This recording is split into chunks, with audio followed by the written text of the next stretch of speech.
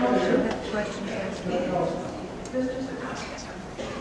is a non-debatable motion.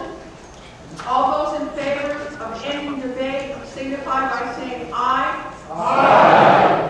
All those opposed? Nay. Fine. All those in, let me see, I need two people to count. John, Kelly, would you come and help me? Jane, can I have Lisa Burke? Lisa?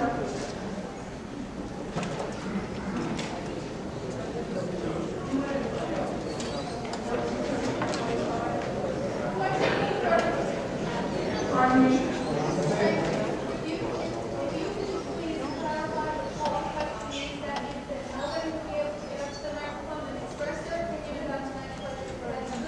It's a non-debatable motion. I believe I did say that. All those in favor of ending debate, please stand.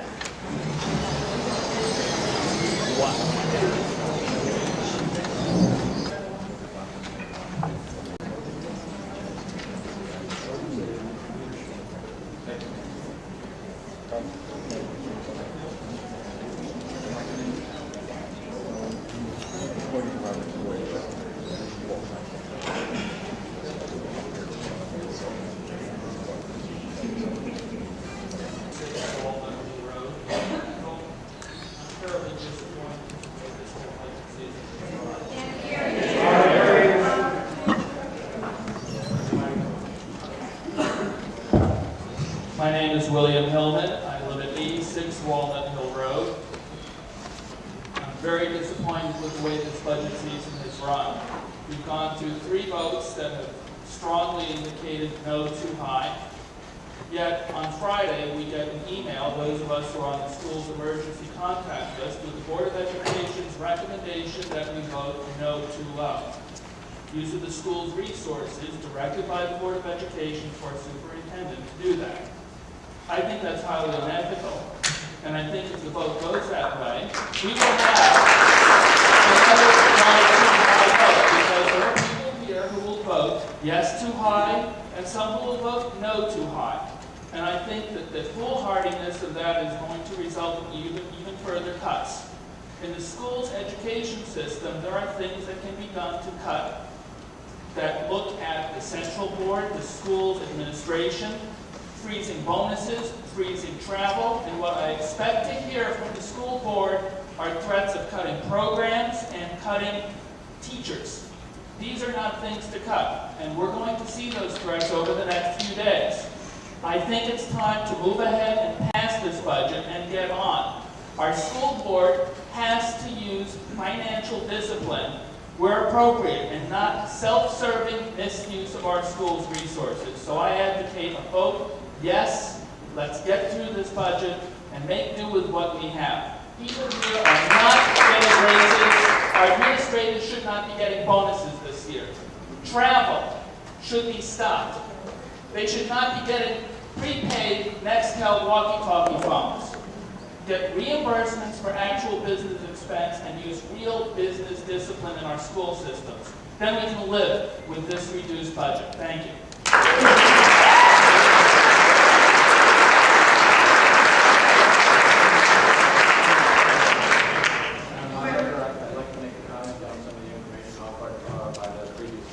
Okay, Mr. Denigris is filling in, representing the Board of Education today.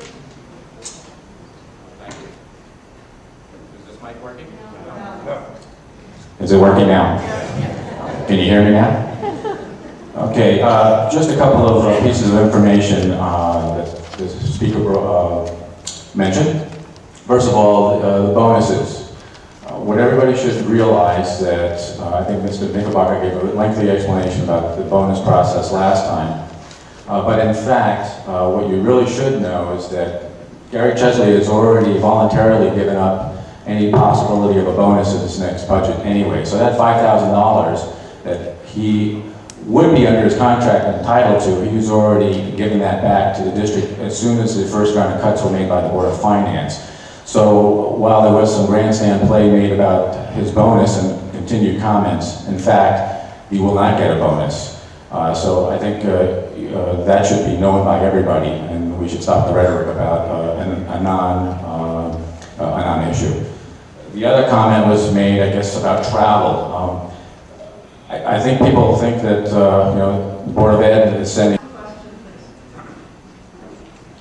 Has there ever been any dialogue between the Board of Ed and the Board of Finance other than the budget presentation, presenting them with your budget and the justifications for that? The only public dialogue that's been made between the two boards was during the presentation made in the beginning processes of setting up the budget, and whatever discussions have taken place in this forum, there have been no other discussions at all about our budget. I'd like to respond that you specifically asked the question. Could I do the second part of my question? Excuse me, Mr. Queer would like to respond. I had a meeting after we set our first budget with Matt Knickerbocker, the chairman, before the first public hearing. We discussed the spreadsheet that went out to all the public before we even had our first public hearing. I also had a meeting with Mr. Knickerbocker at my house for well over an hour discussing the first budget that we presented to the town, along with Jay Hubblebank on the phone and spreadsheets between he and I. There were many conversations done between the education group and those responsible for the funds of the education group and the Board of Finance. I was under the impression that those had to take place in public, not many days were written. No. If I could ask another question, please. At any time during that exchange, Fred, do you know of any questions that were asked specific to what the Board of Education needs to keep our high school off of academic probation?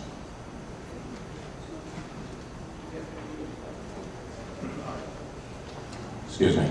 The First- financial needs. Okay.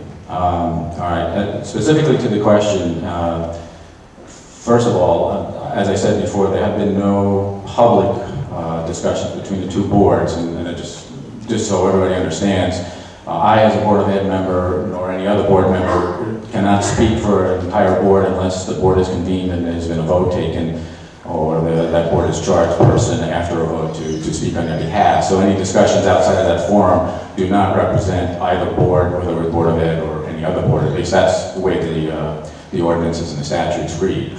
As far Do you support that cut? Let me answer that by making a statement that I thought the first budget was the best budget. So, No question. well, your I budget. wait, no, Your budget. hang on, no. When the Board of Selectmen present a budget to the Board of Finance, that budget ceases to exist. And the budget in play is the budget by the Board of Finance presented to the public hearing, where the public can add or subtract at any point during that process. After the public hearing, it goes to a town meeting, and the town meeting is adjourned to a referendum. I know, but that wasn't my I have question. supported the budget all the way through the process and never hoped for a reduction from that first budget. Do I support this budget? This budget has been no too high every time it's gone to the voters. And I have supported every budget that has gone to the voters because I felt that any further reductions wouldn't be productive. Do I support this budget? Yes, there is no place else to go but down, and I think that's more damage.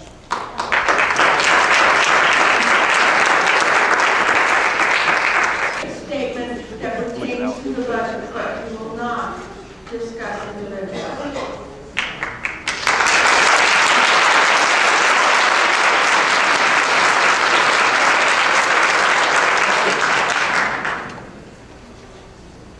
Do you have more to say? I do, yes. Information, well, actually, not information.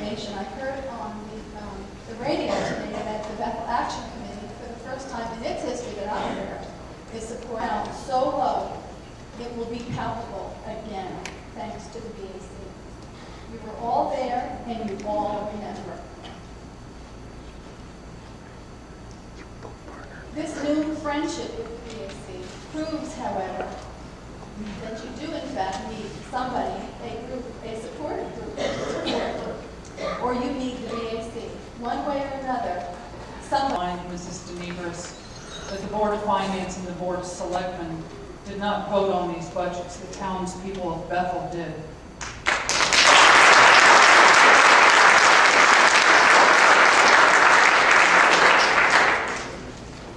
Mr. Delon. I thank you all for serving the town and the You need to speak into the microphone. Thank you all for serving the town and those sometimes the jobs are difficult, sometimes I can be pain in that. But just to reply, David Glenn, 9 Elizabeth Street. The statement made by Dr. Chesley that is not going to give him, accept his bonus. That's a personal choice, and that's fine, whatever choice he makes. But we, the town, is saying, if you listen to the meetings, that town, as townspeople, are saying that they don't want to give up bonuses. That's not acceptable for us. It's a personal choice for him to accept it or reject it, that's okay. But if you listen to the town, I think we're saying that bonuses, no, you're getting a paycheck. And like everybody else gets paid. Not everybody gets bonuses.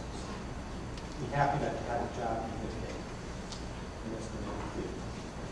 And another thing is on administrators. I only mentioned principals. Are there any other administrators in the school system? What is your question? No, he just wanted me to make a motion to cut something, okay? But he's just mentioned these principals. I don't know if there's any other administrators. I'm asking if there's any other administrators in the school system. To answer your question, yes, there are. We have this superintendent, assistant superintendent, director of fiscal budgets. We have director of special ed. We also have director of, I believe, curriculum and reading. And One at a time. I think somewhere along the line, I don't know how long I'm going to be on this earth, but you're going to have to make a decision. How far out of hand do we let this go so people can survive and live in this town? We have a right to own a home and live in this town. But we are driving ourselves out of the town. People that are voted in, they have to make decisions, and they have to make hard decisions, and hopefully that all diverse people, the elderly, the middle class, the young, will be able to stay in this town. The problem is the value of the dollar is worthless. The country is at war. There's a lot of things that are going on. And do I have the answer? No. For this year, the budget that has been put in place, I think is acceptable. Thank you.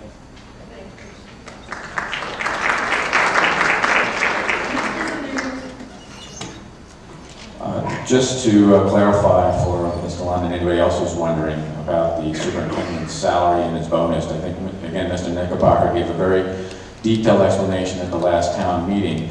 In essence, you are thinking of this as a bonus as something in addition to his standard salary, he's getting an additional $5,000. The way this system works is that we actually take $5,000 off the top of his salary and withhold it, and then we make him accountable. I don't know what better business practice there could be to say to somebody. I think the town council should reconsider the point of order that was raised by Mr. Hillman in the beginning of the meeting. I moderated town meetings. I've been to town meetings for 40 years.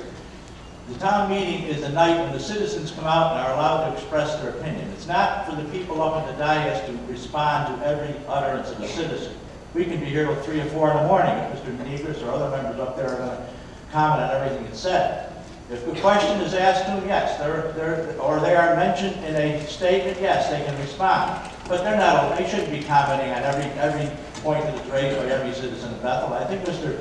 Lawler, you should modify your ruling that you set, because I say I moderated town meetings, we have never allowed a person to comment time after time when a citizen came up to the mic.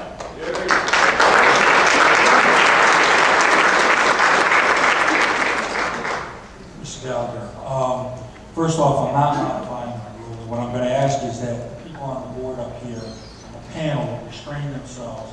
And I would agree with you to a certain extent. But I think some comments that are made, there should be a response to. I think especially here, we've got people here that we haven't had in the other meetings. They should know what's going on.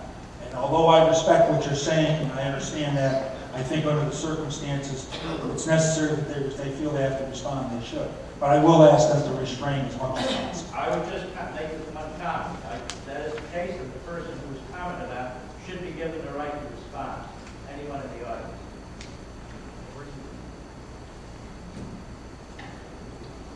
If they're still at the microphone, they certainly can respond.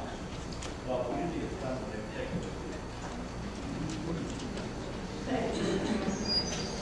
taken.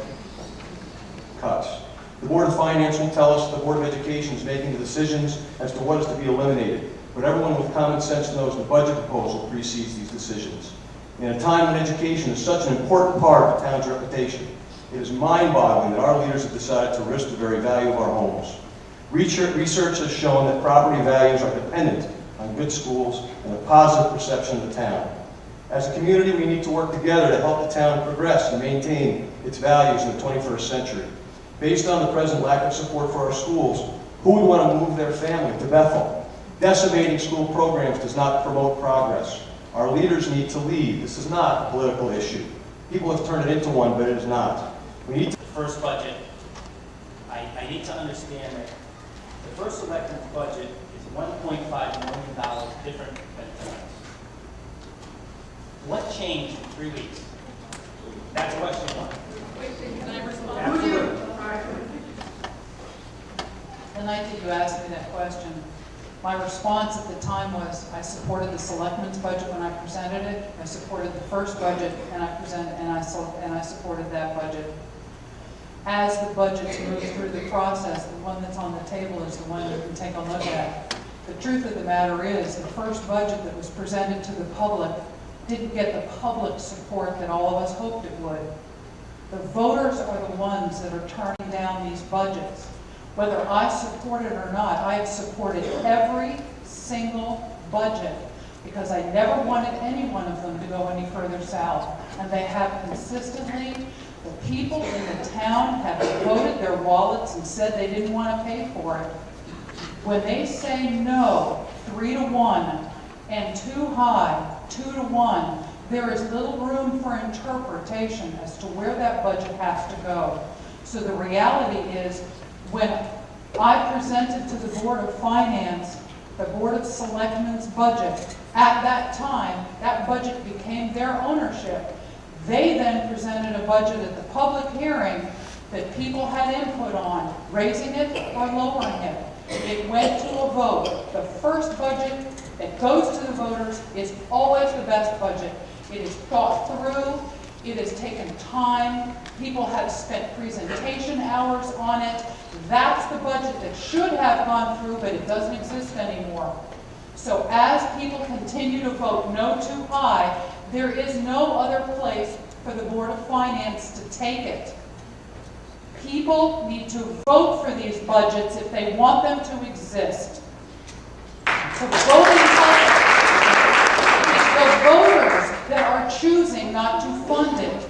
The first budget was the best budget. It doesn't exist any longer. Okay. Happy with that news. Madam Moderator, may I have permission to address the legislative body of the town of Bethel on this 150th anniversary of our town? It's up to the moderator. Technically, you're supposed to address your questions up here. If you make a short statement, I will allow it. I will make a short statement to the legislative body. Short statement, Mr. Michael. I look out here and see a lot of married people. And this is like a marriage in this town. It is. And marriages are compromised. Marriages are an ordeal of compromises. I would remind you to to make it short. You husbands don't get everything you want when you come home with those big trucks with the wheels and the lights. And you wives, when you go to the mall or see something in catalogs, you don't get everything. You compromise. This is what this budget is, a compromise. It's a 4% tax increase, 3.9%. The Board of Ed wanted nearly 10, we get 4. This is like what happens in our households every day, you husbands and wives. This is the way we live with our families. This is the way we work with our employers. This is the way it's supposed to work. Okay, Bill. That's it. I want to say, I think this is a beautiful budget. I'm not happy with this. For 20 years, I fought every increase. But I'm an older person now. This budget is as good a deal that the taxpayers are going to get. And I hate standing up here and saying I'm going to support a 3.9% tax hike. I've made everybody in this room, every agency mad at me at some point since 1986. Whether it was the Historical Commission or the library or the police or the firemen, I've spoke against them. But this time, in this year, you did what you had to do. You listened to the voice of the voters in 3 consecutive referendums. And I'm going to make history. I'm going to say something I never did in a referendum, in a town meeting. Not only do I support the budget, I make a motion to move the question.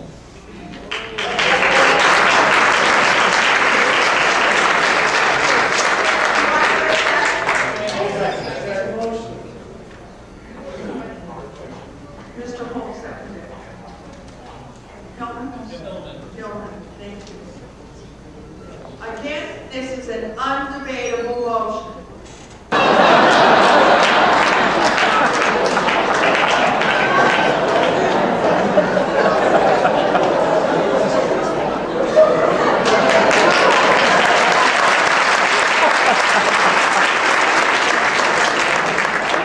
All those in favor of the machine